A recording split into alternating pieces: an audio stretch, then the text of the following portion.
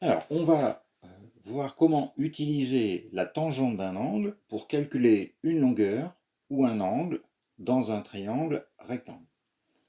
Donc, premier exemple, triangle ABC, rectangle en B. Je connais la mesure de l'angle A, je connais la longueur du côté AB et je cherche la longueur du côté BC. Le côté BC, c'est le côté opposé à l'angle A, et le côté AB, c'est le côté adjacent.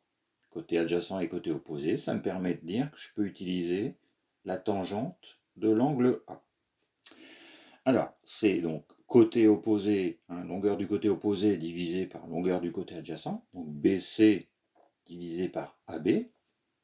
On remplace les valeurs que l'on a, tangente 64 BC sur 4,8. Si on ici rajoute 1, on a bien la mise en évidence, égalité de fraction du produit en croix.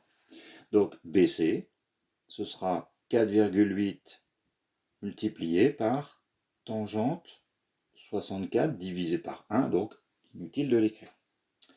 Et BC, on trouve environ 9,8 si on s'arrête au dixième. Dans le deuxième exemple, on veut déterminer la mesure de l'angle R dans le triangle RST rectangle en T. RT c'est 7, ST c'est 9.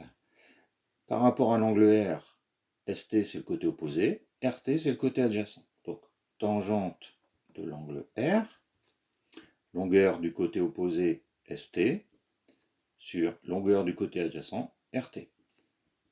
Donc tangente de l'angle R que je ne connais pas, c'est 9 sur 7.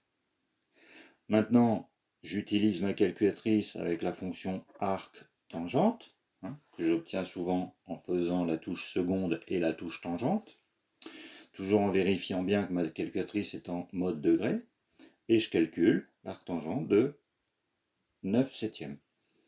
Donc j'obtiens la mesure de l'angle R, c'est-à-dire l'angle SRT, qui mesure environ, si j'arrondis au degré près, je trouve 52 degrés au degré près. Donc voilà, dans un triangle rectangle, comment je peux utiliser la tangente pour calculer la longueur, une longueur, ou la mesure d'un angle.